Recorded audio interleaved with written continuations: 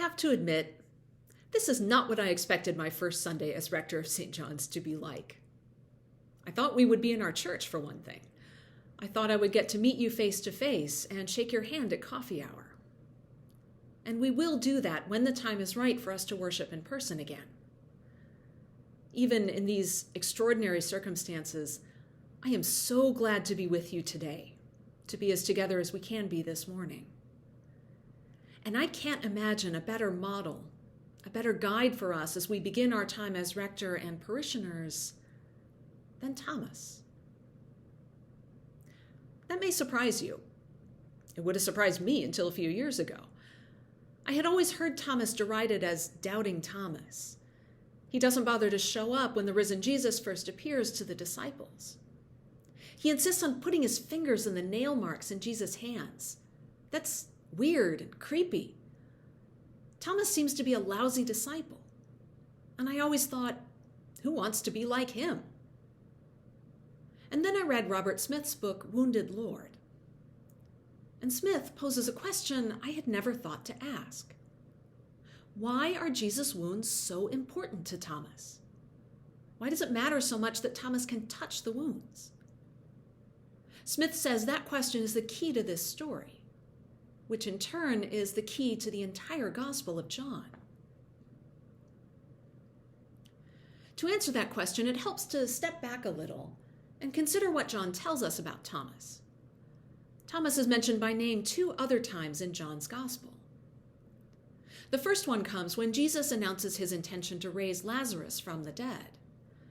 The other disciples point out, hey, Jesus, the last time you were in Judea, your enemies were about to stone you, and you want to go back there? Are you sure about this? Thomas is the one who says to the rest of the disciples, let's go with Jesus so that we may die with him. Thomas is realistic about what's likely to happen, and he's more courageous than the others. He's willing to face death to be with Jesus. The second mention of Thomas is during the Last Supper, when Jesus tells the disciples everything they will need to go on without him. Thomas is the one to raise his hand and ask questions when he doesn't understand. I doubt the rest of the disciples understand Jesus either, but only Thomas speaks up. God bless those people who ask questions others are afraid to ask. They do all of us a great service. Thomas isn't worried about looking foolish, and he genuinely wants to know how to follow Jesus. Thomas isn't with the other disciples on that first Easter evening. They're traumatized, afraid the authorities will come after them next. They're hiding in a locked room. Only Thomas is out there on the streets of Jerusalem. He's heard from Mary Magdalene that Jesus is alive again, and Thomas knows his best chance of finding Jesus is out there. Whatever fear Thomas feels, and I bet he really is afraid, he doesn't let his fear stop him from looking for Jesus. Thomas must have been so disappointed when he met up with the other disciples and heard that they had seen the Lord. It must have seemed like he was being punished for his courage. All the other disciples have seen the risen Jesus. They've spoken with him. They have faith because they have seen. What about Thomas? He only wants what the others have. Thomas wants Jesus to be close enough to touch, close enough that Thomas can see the marks of the nails and put his hand in Jesus' side. Thomas wants to know that the risen Jesus is still wounded. And here we are with the wounds. John's gospel is the only one to describe Jesus being wounded. John says that just after Jesus had died on the cross, a soldier pierced his side with a spear. And John is the only gospel to talk about wounds on Jesus' resurrected body. These are not scars. They're wounds, oozing open wounds. It's been more than a week. Those wounds should have scabbed over and started to heal.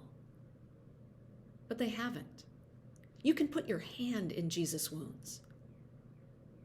We usually think of resurrected bodies being perfect, whole, undamaged. Whatever hurt they suffered in life, whatever limitations they lived under, those things get erased in the resurrection. but not Jesus' body. Jesus' risen body is wounded. And that is the risen Savior Thomas is looking for. The Jesus Thomas knows is God in human flesh, God's creative, redeeming power become human. No one has ever seen God. It is Jesus Christ who makes God known. Whoever has seen Jesus has seen God the Father. And Thomas knows the cross is essential to Jesus' nature as the Savior of the world. And the cross is essential to the nature of God. A Jesus without wounds is a Jesus without the cross. The God that Jesus makes known is the God who suffers. This God is a victim. That's why the wounds are so important to Thomas. A wounded Savior is the only kind of Savior Thomas will accept.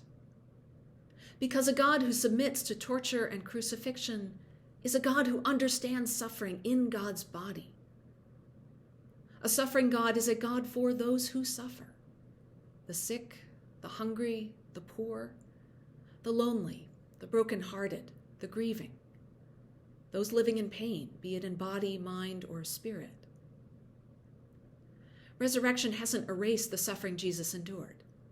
It is part of him and always will be. So it's only when Thomas puts his finger in the wounds that he can make his confession, "My Lord and my God."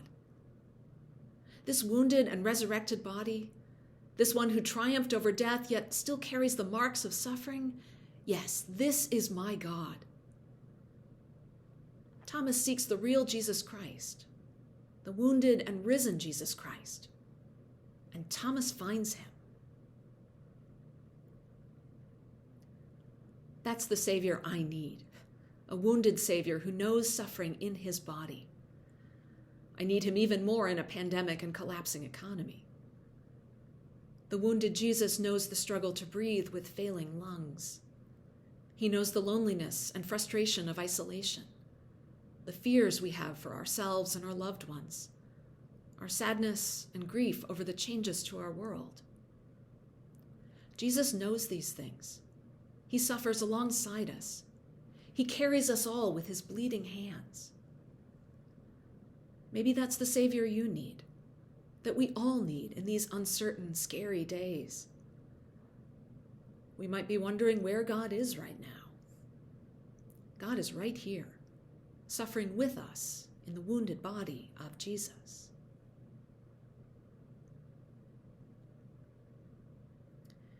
If you ask me to define church, at its core, a church is a community that seeks Jesus. A church looks for Jesus, and when it finds him, it serves him and shares him with the world.